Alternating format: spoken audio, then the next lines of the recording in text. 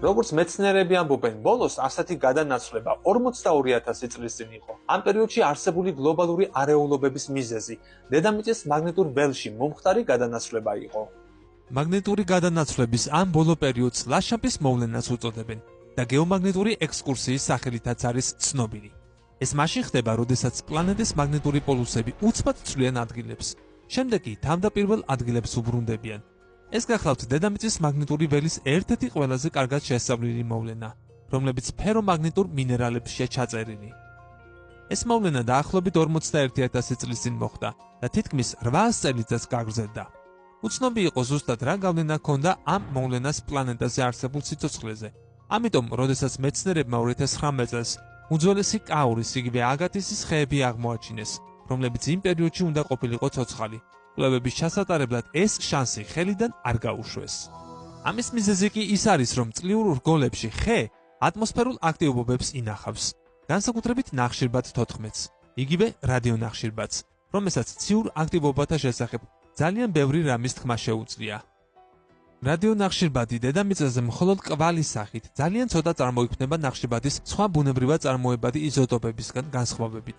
წარმოიქმნება ატმოსფეროს ზედა ნაწილში, კოსმოსიდან მომდინარე კოსმოსური სხივების დარტყმის შედეგად.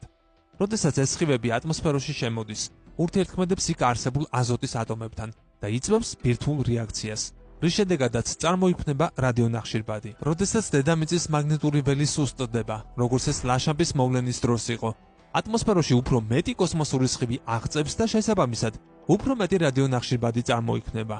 ამის გამო მეცნიერებმა აქამდეც იცოდნენ, რომ ამ 800 წლიან პერიოდში დედამიწის მაგნიტური ველი ნორმალურ მაჩვენებებთან შედარებით დაახლოებით 28%-ით იყო შესუსტებული.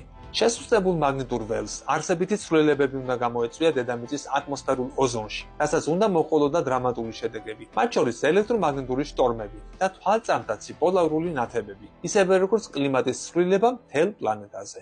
ეს კი სრულ შესაბამისობაში მოდის იმ პერიოდში მომხდარ კლიმატურ და გარემო ცვლილებებთან, რომლებიც მთელი დედამიწის მასშტაბით არის შემონახული სხვადასხვა ჩანაწერებში. მათ შორის არის ავსტრალიის მეგაფაუნის იდუმალებით მოცული გადაშენებაც. საინტერესოა, რომ მოვლენა ასევე ემთხვევა ერთ-ერთ უძველეს კლდის მხატვრობის გამოსახულებებს, რაც მეცნიერებს აფიქრებინებს, რომ ადამსის მოვლენამ ადამიანებს დახურული სივრცეების ათვისება აიძულა.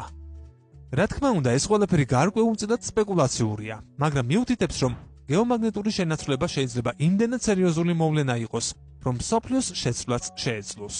უახლეს მტკიცებულებათა მიხედვით კი ამჟამად ჩვენ მაგნიტური პოლუსების კიდევ ერთი ასეთი გადანაცვლების ზღვარზე ვიმყოფებით.